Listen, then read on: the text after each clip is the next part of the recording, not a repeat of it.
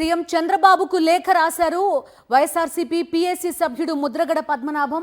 రాష్ట్రంలో పాలన గాడి తప్పింది, హింస దిశగా ఈ పాలన వెళ్తోంది అంటూ కూడా ఈ లేఖలో ఆయన ఆవేదన వ్యక్తం చేసినట్టుగా తెలుస్తోంది. మాజీ మంత్రులు అంబటి రాంబాబు, జోగి రమేష్, అదేవిధంగా విడదల రజనిపై ఘోరాతి ఘోరంగా దాడి జరగడం, అవమానించడం ఎంతవరకు న్యాయం అంటూ కూడా ఈ లేఖలో ప్రశ్నించారు ముద్రగడ.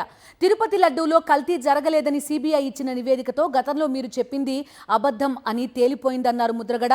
దాన్ని కప్పిపుచ్చుకోవడానికి మీరు పడుతున్న పాట్లు అన్నీ ఇన్ని కావు అన్నారు. మీరు చెప్పిన అబద్ధానికి మీ పార్టీ ఎంతో నష్టపోయిందని లేఖలో చంద్రబాబును ఉద్దేశించి అన్నారు ముద్రగడ. కూటమి పాలనలో కాపు కులాన్ని టార్గెట్ చేస్తున్నారని ఆరోపించారు ముద్రగడ.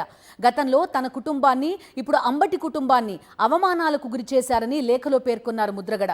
కాపుల మీద మీరు ఎప్పుడూ రగిలిపోతూనే ఉన్నారని చంద్రబాబుపై లేఖలో ఆగ్రహం వ్యక్తం చేశారు.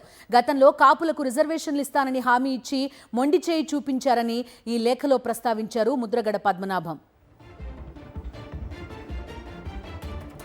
పూర్తి వివరాలు అందిస్తారు మా కరెస్పాండెంట్ రాజు. చెప్పండి, చూస్తున్న ముద్రగడ పద్మనాభం రాసిన లేఖ, ప్రత్యేకించి కాపులని ఎలా మోసం చేశారు, కాపు నాయకులని ఎలా టార్గెట్ చేశారు అనే అంశాన్ని కూడా ప్రస్తావించడం కనిపిస్తోంది. మీ దగ్గర ఉన్న వివరాలు ఏంటి రాజు?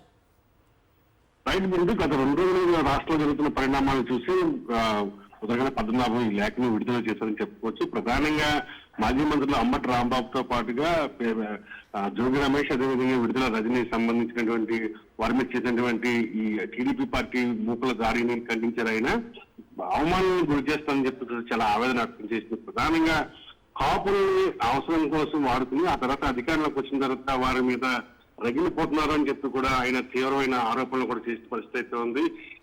అంతేకాకుండా దీన్ని ముఖ్యంగా ఇప్పుడు కూడా మీ పరిపాలనలో కాపు కులాన్ని టార్గెట్ చేస్తున్నారు. గతంలో నా కుటుంబాన్ని అవమానించారు, ఇప్పుడు అంబటి రాంబాబు కుటుంబాన్ని కూడా అవమానాలకు గురి చేశారని చెప్పి ఒక ఆవేదన అయితే ఈ లేఖ ద్వారా ముద్రగడ పద్మనాభం వ్యక్తం చేయడం జరిగింది. ముఖ్యంగా ఏదైతే ఈ తిరుపతి లడ్డుకు సంబంధించి గతంలో చంద్రబాబు నాయుడు కానీ డిప్యూటీ సీఎం కానీ జంతుకో కేసుని చెప్పి ఆరోపణలు చేశారు. అయితే సిబిఐ నివేదికతో ఆ ఆరోపణలు అవాస్తవం చెప్పడంతో ఈ కూటమి నాయకులు చేసిందంతా కూడా అబద్ధం అని తేలిపోయింది. దాన్ని కప్పిపుచ్చుకోవడం కోసమే ఇలాంటి పాటలు పడుతున్నారు. ప్రధానంగా ప్రతిపక్షంలో ఉన్నటువంటి నాయకులను టార్గెట్ చేసి వారి మీద దాడులకు పాల్పడుతున్నారు, వాళ్ళని అవమానాలకు గురి చేస్తారని చెప్పి కూడా ఆ లేఖ ద్వారా వెల్లడించడం జరిగింది.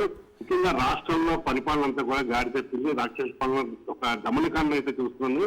ఎక్కడా కూడా దేశంలో ఎక్కడా లేని విధంగా ఈ రాష్ట్రంలో పరిపాలన ఉందని చెప్పి కూడా పద్మనాభం ఆరోపించడం జరిగింది. Right Raju, thank you.